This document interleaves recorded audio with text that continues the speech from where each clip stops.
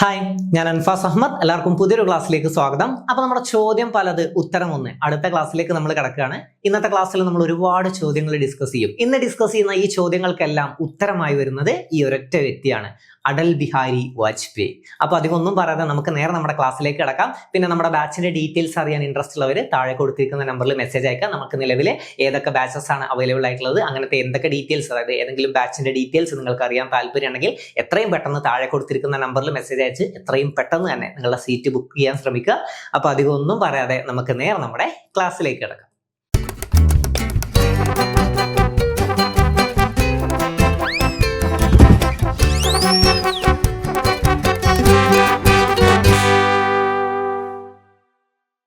അപ്പൊ നമുക്ക് നോക്കാം, അടൽ ബിഹാരി വാജ്പേയി.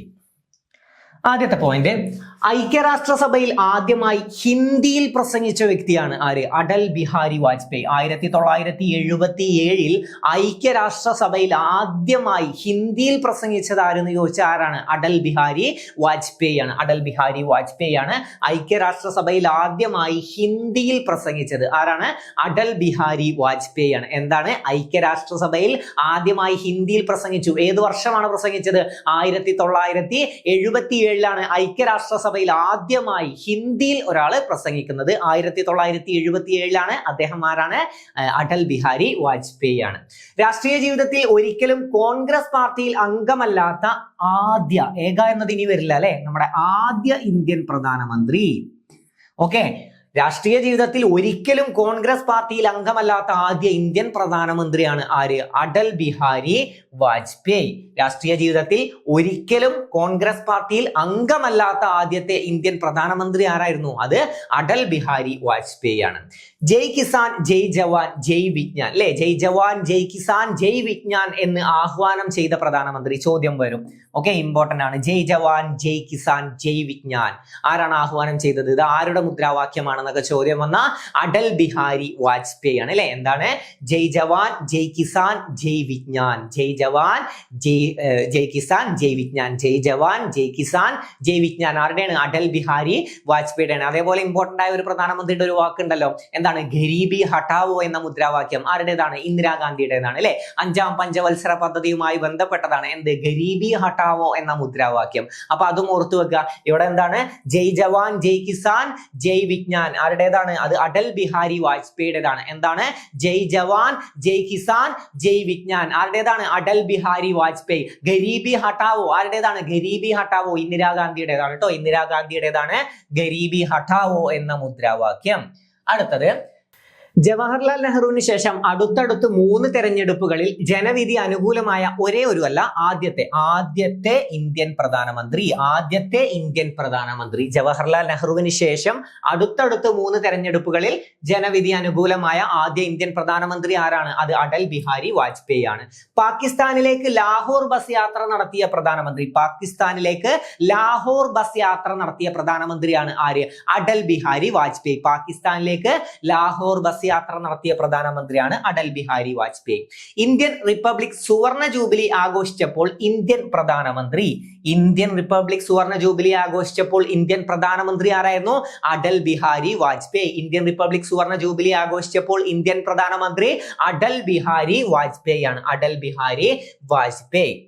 അടുത്തത്, ശ്യാമപ്രസാദ് മുഖർജിയുടെ രാഷ്ട്രീയ ശിഷ്യനായ ഇന്ത്യൻ പ്രധാനമന്ത്രി ആരാണ്? അടൽ ബിഹാരി വാജ്പേയി ആണ്. ശ്യാമപ്രസാദ് മുഖർജിയുടെ രാഷ്ട്രീയ ശിഷ്യനായ ഇന്ത്യൻ പ്രധാനമന്ത്രിയാണ് അടൽ ബിഹാരി വാജ്പേയി. ഒരു വട്ടം കൂടെ, ശ്യാമപ്രസാദ് മുഖർജിയുടെ രാഷ്ട്രീയ ശിഷ്യനായ ഇന്ത്യൻ പ്രധാനമന്ത്രിയാണ് അടൽ ബിഹാരി വാജ്പേയി. ലോക്സഭയിൽ പ്രതിപക്ഷ നേതാവായ ശേഷം പ്രധാനമന്ത്രിയായ ആദ്യ വ്യക്തി. ലോക്സഭയിൽ പ്രതിപക്ഷ നേതാവായ ശേഷം പ്രധാനമന്ത്രിയായ ആദ്യ വ്യക്തിയാണ് അടൽ ബിഹാരി വാജ്പേയി. എന്താണ്? ലോക്സഭയിൽ പ്രതിപക്ഷ നേതാവായ ശേഷം ഇന്ത്യൻ പ്രധാനമന്ത്രിയായ ആദ്യ വ്യക്തിയാണ് ആര്? അടൽ ബിഹാരി വാജ്പേയി. കാർഗിൽ യുദ്ധം നടന്നപ്പോൾ പ്രധാനമന്ത്രി, അല്ലെ? 99 കാർഗിൽ യുദ്ധം, നമ്മൾക്കറിയാം. 1999 ഈ കാർഗിൽ യുദ്ധ സമയത്തെ ഇന്ത്യൻ പ്രധാനമന്ത്രി ആരായിരുന്നു? അടൽ ബിഹാരി വാജ്പേയി ആണ്. ഇമ്പോർട്ടന്റ് ആണ്. കാർഗിൽ യുദ്ധ സമയത്തെ ഇന്ത്യൻ പ്രധാനമന്ത്രി ആരാണ്? അടൽ ബിഹാരി വാജ്പേയി. എന്താണ്? കാർഗിൽ യുദ്ധ സമയത്തെ ഇന്ത്യൻ പ്രധാനമന്ത്രി. ഓപ്പറേഷൻ വിജയ് നടന്നപ്പോൾ ഇന്ത്യൻ പ്രധാനമന്ത്രിയായിരുന്നത് അല്ലെ, ഓപ്പറേഷൻ വിജയ് 1999 ഓപ്പറേഷൻ വിജയ് നടന്നപ്പോൾ ഇന്ത്യൻ പ്രധാനമന്ത്രി ആരായിരുന്നു? അതും അടൽ ബിഹാരി വാജ്പേയി ആണ്. കാർഗിൽ യുദ്ധം നടന്നപ്പോൾ, അതുപോലെ തന്നെ ഓപ്പറേഷൻ വിജയ് നടന്നപ്പോൾ എന്നൊക്കെ ചോദ്യം വന്ന ആരാണ്? അടൽ ബിഹാരി വാജ്പേയി ആണ് ഇന്ത്യൻ പ്രധാനമന്ത്രി. 4 ഭരണഘടനകളിൽ നിന്നും തിരഞ്ഞെടുക്കപ്പെട്ട ഏക പാർലമെന്റേറിയൻ ഏതൊക്കെയാണ്? ഉത്തർപ്രദേശ്, ഗുജറാത്ത്, മധ്യപ്രദേശ്, ഡൽഹി അല്ലെ, ഡൽഹി കേന്ദ്രഭരണ പ്രദേശമാണ്. അപ്പൊ 4 ഭരണഘടനകളിൽ നിന്നും തിരഞ്ഞെടുക്കപ്പെട്ട ഏക പാർലമെന്റേറിയൻ ആണ് ആര്? അടൽ ബിഹാരി വാജ്പേയി. ക്രിസ്തുമസ് ദിനത്തിൽ ജനിച്ച പ്രധാനമന്ത്രി ഇമ്പോർട്ടന്റ് അല്ലേ? ചിലപ്പോൾ ഒരു സ്റ്റേറ്റ്മെന്റ് ആയിട്ടൊക്കെ ചോദ്യം വരും. ക്രിസ്മസ് ദിനത്തിൽ ജനിച്ച നമ്മുടെ ഇന്ത്യൻ പ്രധാനമന്ത്രി ആരായിരുന്നു എന്ന് ചോദ്യം വന്ന അതാരാണ്? അടൽ ബിഹാരി വാജ്പേയി ആണ് ക്രിസ്തുമസ് ദിനത്തിൽ ജനിച്ച ഇന്ത്യൻ പ്രധാനമന്ത്രി. RSSന്റെ മുഖപത്രമായ പാഞ്ചജന്യ 1948 ആരംഭിച്ചപ്പോൾ ആദ്യ എഡിറ്റർ, ഓക്കെ, RSSന്റെ മുഖപത്രമായ പാഞ്ചജന്യ 1948 ആരംഭിച്ചപ്പോൾ ആദ്യ എഡിറ്റർ ആരായിരുന്നു? നമ്മുടെ പ്രധാനമന്ത്രിയായിരുന്ന അടൽ ബിഹാരി വാജ്പേയി ആണ്. മധ്യപ്രദേശിലെ ഗ്വാളിയോറിൽ ജനിച്ച പ്രധാനമന്ത്രി. എവിടെയാണ് ജനനം? മധ്യപ്രദേശിലെ ഗ്വാളിയോറിൽ ജനിച്ച ഇന്ത്യൻ പ്രധാനമന്ത്രിയാണ് ആര്? അടൽ ബിഹാരി വാജ്പേയി. മധ്യപ്രദേശിലെ ഗ്വാളിയോറിൽ ജനിച്ച പ്രധാനമന്ത്രി.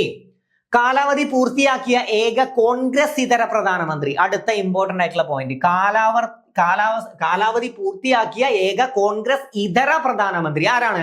അത് അടൽ ബിഹാരി വാജ്പേയി ആണ്. കാലാവധി പൂർത്തിയാക്കിയ അല്ലെ, 5 വർഷം തികച്ച എന്നൊക്കെ പറയുമ്പോൾ കാലാവധി പൂർത്തിയാക്കിയ ആദ്യ കോൺഗ്രസ് ഇതര, ഏക കോൺഗ്രസ് ഇതര അല്ലെങ്കിൽ ആദ്യ കോൺഗ്രസ്, ഏതൊക്കെയല്ല, ആദ്യ അതിൽ പലതിലും ആദ്യ എന്നാണ് വരിക.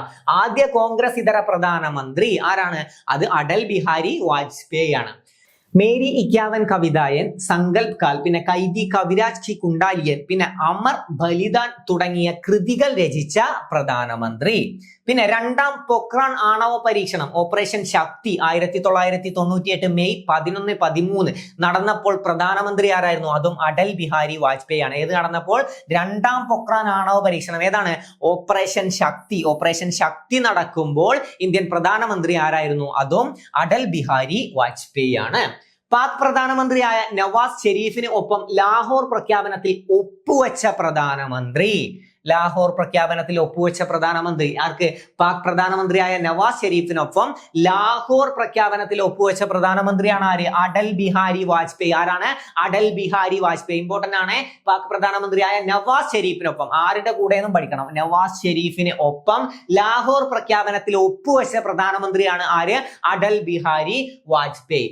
സ്വർണ്ണ ജയന്തി ഗ്രാമ സ്വരോസ്ഗാർ യോജന ആരംഭിച്ചപ്പോൾ ഇന്ത്യൻ പ്രധാനമന്ത്രി ആരാണ്? അടൽ ബിഹാരി വാജ്പേയി. സർവശിക്ഷ അഭിയാൻ നടപ്പിൽ വന്നപ്പോൾ ഇന്ത്യൻ പ്രധാനമന്ത്രി. അടുത്തത്, സർവശിക്ഷ അഭിയാൻ നടപ്പിൽ വന്നപ്പോൾ ഇന്ത്യൻ പ്രധാനമന്ത്രി ആരാണ്? അതും അടൽ ബിഹാരി വാജ്പേയി ആണ്. സർവശിക്ഷ അഭിയാൻ നടപ്പിൽ വന്നപ്പോൾ ഇന്ത്യൻ പ്രധാനമന്ത്രി ആരാണ്?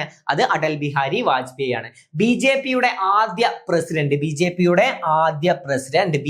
ഭാരതീയ ജനതാ പാർട്ടിയുടെ ആദ്യ പ്രസിഡന്റ് ആരാണ്? അടൽ ബിഹാരി വാജ്പേയി. പ്രസംഗ വൈഭവം കണ്ട് ഇന്ത്യയുടെ ഭാവി പ്രധാനമന്ത്രി എന്ന് ജവഹർലാൽ നെഹ്റു വിശേഷിപ്പിച്ച നേതാവ്. എന്താണ്? പ്രസംഗ വൈഭവം കണ്ട് ഇന്ത്യയുടെ ഭാവി പ്രധാനമന്ത്രി എന്ന് ജവഹർലാൽ നെഹ്റു ആരെയാണ് വിശേഷിപ്പിച്ചിരുന്നത് എന്ന് ചോദിച്ചാൽ ആരെയാണ്? അടൽ ബിഹാരി വാജ്പേയി. ആരെയാണ്? അടൽ ബിഹാരി വാജ്പേയി. പ്രസംഗ വൈഭവം കണ്ട് ഇന്ത്യയുടെ ഭാവി പ്രധാനമന്ത്രി എന്ന് ജവഹർലാൽ നെഹ്റു വിശേഷിപ്പിച്ചത് ആരെയാണ്? അടൽ ബിഹാരി വാജ്പേയി. പോട്ട പാസാക്കിയപ്പോൾ ഇന്ത്യൻ പ്രധാനമന്ത്രി, പ്രിവെൻഷൻ ഓഫ് ടെററിസ്റ്റ് അറ്റാക്ക് പാസാക്കിയപ്പോൾ ഇന്ത്യൻ പ്രധാനമന്ത്രി ആരാണ്? അത് അടൽ ബിഹാരി വാജ്പേയി ആണ്. BJP പ്രസിഡന്റ് വെങ്കയ്യ നായിഡു വികാസ പുരുഷൻ എന്ന് വിശേഷിപ്പിച്ചത്. BJP പ്രസിഡന്റ് വെങ്കയ്യ നായിഡു ആണ് എന്ത് വിശേഷിപ്പിച്ചത്? വികാസ പുരുഷൻ എന്നാരെയാണ് വിശേഷിപ്പിച്ചത്? അടൽ ബിഹാരി വാജ്പേയി ആണ് അല്ലെ. BJP പ്രസിഡന്റ് വെങ്കയ്യ നായിഡു എന്താണ് അടൽ ബിഹാരി വാജ്പേയിയെ വിശേഷിപ്പിച്ചതെന്ന് ചോദ്യം വന്ന എന്താണ്? വികാസ പുരുഷൻ എന്നാണ് വിശേഷിപ്പിച്ചത്. ഇന്ത്യൻ രാഷ്ട്രീയത്തിലെ ഭീഷ്മ പിതാമഹൻ എന്ന് ഡോക്ടർ മൻമോഹൻ സിംഗ് രാജ്യസഭയിൽ വിശേഷിപ്പിച്ചത്. ഓക്കെ, ഇന്ത്യൻ രാഷ്ട്രീയത്തിലെ ഭീഷ്മ പിതാമഹൻ എന്ന് ഡോക്ടർ മൻമോഹൻ സിംഗ് രാജ്യസഭയിൽ ആരെ കുറിച്ചാണ് വിശേഷിപ്പിച്ചത്? അടൽ ബിഹാരി വാജ്പേയിയെ കുറിച്ചാണ് ഇങ്ങനെ വിശേഷിപ്പിച്ചത്. എന്താണ്? ഭീഷ്മ പിതാമഹൻ എന്ന് ആര് വിശേഷിപ്പിച്ചു? ഡോക്ടർ മൻമോഹൻ സിംഗ് വിശേഷിപ്പിച്ചു. അടുത്തത്, പ്രധാനമന്ത്രി ഗ്രാമ സഡക് യോജന ആരംഭിച്ചപ്പോൾ ഇന്ത്യൻ പ്രധാനമന്ത്രി പ്രധാനമന്ത്രി ഗ്രാമ സഡക് യോജന ആരംഭിച്ചപ്പോൾ ഇന്ത്യൻ പ്രധാനമന്ത്രി ആരായിരുന്നു? അടൽ ബിഹാരി വാജ്പേയി. സുവർണ ചതുഷ്കോണ പദ്ധതി ആവിഷ്കരിച്ചപ്പോൾ ഇന്ത്യൻ പ്രധാനമന്ത്രി, ഇമ്പോർട്ടന്റ് ആണ്, സുവർണ ചതുഷ്കോണ പദ്ധതി ആവിഷ്കരിച്ചപ്പോൾ ഇന്ത്യൻ പ്രധാനമന്ത്രി ആരാണ്? അടൽ ബിഹാരി വാജ്പേയി ആണ്. സുവർണ ചതുഷ്കോണ പദ്ധതി ആരംഭിച്ചപ്പോൾ ആരാണ് പ്രധാനമന്ത്രി? ഇന്ത്യൻ പ്രധാനമന്ത്രി ആരെന്ന് ചോദ്യം വന്ന അടൽ ബിഹാരി വാജ്പേയി. അടൽ ബിഹാരി വാജ്പേയി. സമാധാനത്തിനുള്ള ഇഗ് നോബൽ സമ്മാനം ഇഗ് നോബൽ സമ്മാനം നേടിയ ആദ്യ ഇന്ത്യക്കാരൻ. സമാധാനത്തിലുള്ള ഇഗ് നോബൽ സമ്മാനം നേടിയ ആദ്യ ഇന്ത്യക്കാരനാണ് ആര്? അടൽ ബിഹാരി വാജ്പേയി. ഇത്രയും പോയിന്റ്സ് ക്ലിയർ ആണോ? കുറച്ച് പോയിന്റ്സ് ആണ് നമ്മൾ ഇന്ന് ഡിസ്കസ് ചെയ്തിട്ടുള്ളത്. ഇദ്ദേഹവുമായി ബന്ധപ്പെട്ട പ്രധാനപ്പെട്ട പോയിന്റ്സ് ആണ്. അപ്പൊ ഇങ്ങനെ ഒരു ചോദ്യം വന്നിട്ട് ഇത് ആരെ കുറിച്ചിട്ടാണെന്ന് ചോദ്യം വന്ന ആൻസർ ആരാണ് വരുന്നത്? അടൽ ബിഹാരി വാജ്പേയി ആണ്. സ്റ്റേറ്റ്മെന്റ് ആയിട്ട് കാര്യങ്ങൾ കൊടുത്തിട്ട് മുകളിൽ കൊടുത്തിരിക്കുന്ന പ്രസ്താവനകൾ ആരെ കുറിച്ചാണ് എന്ന് ചോദ്യം വന്നാൽ അത് അടൽ ബിഹാരി വാജ്പേയി ആവണം. അപ്പോൾ ഓരോ പോയിന്റ്സും മനസ്സിലാക്കി തന്നെ പഠിച്ചു വെക്കുക. ഓരോ പോയിന്റ്സും മനസ്സിലായി എന്ന് വിശ്വസിക്കുന്നു. മനസ്സിലാക്കി തന്നെ പഠിക്കാൻ സാധിച്ചിട്ടുണ്ടാവും. ഇമ്പോർട്ടന്റ് ആയിട്ടുള്ള ഒരുപാട് പോയിന്റ്സ് പിന്നെ റിപ്പീറ്റ് ചെയ്തിട്ടുണ്ട്. അപ്പൊ അങ്ങനത്തെ പോയിന്റ്സുകൾക്ക് കൂടുതൽ ഇമ്പോർട്ടൻസ് കൊടുക്കുക. എന്തായാലും പഠിച്ച ശേഷം പോവുക, ഒന്നുകൂടെ ഒന്ന് റിപ്പീറ്റ് ചെയ്ത് വായിച്ചൊക്കെ നോക്കുക. ടെലഗ്രാം ചാനൽ ജോയിൻ ചെയ്യാത്തവരാണെങ്കിൽ ജോയിൻ ചെയ്യുക. അതിൽ ഇതിന്റെ നോട്ട്സും നിങ്ങൾക്ക് ലഭിക്കും. അപ്പൊ ടെലഗ്രാം ചാനലിന്റെ ലിങ്ക് നമ്മൾ ഡിസ്ക്രിപ്ഷനിൽ കൊടുത്തിട്ടുണ്ട്. അപ്പൊ മറ്റൊരു ക്ലാസ്സുമായി നമുക്ക് വീണ്ടും കാണാം. പിന്നെ നമ്മുടെ കോഴ്സിന്റെ ഡീറ്റെയിൽസ്, ബാച്ചുകളുടെ ഡീറ്റെയിൽസ് ഒക്കെ അറിയണമെന്നുണ്ടെങ്കിൽ താഴെ നമ്മൾ നമ്പർ കൊടുത്തിട്ടുണ്ട്. അവിടെ എത്രയും പെട്ടെന്ന് തന്നെ ബന്ധപ്പെട്ട ഓരോ കാര്യങ്ങളും ചോദിച്ച് മനസ്സിലാക്കുക. അപ്പൊ ഈ ക്ലാസ് നിങ്ങൾക്ക് ഉപകരിച്ചു എന്ന് ഞാൻ വിശ്വസിക്കുന്നു. ഇതുപോലുള്ള മറ്റൊരു ക്ലാസ്സുമായി നമുക്ക് വീണ്ടും കാണാം. താങ്ക്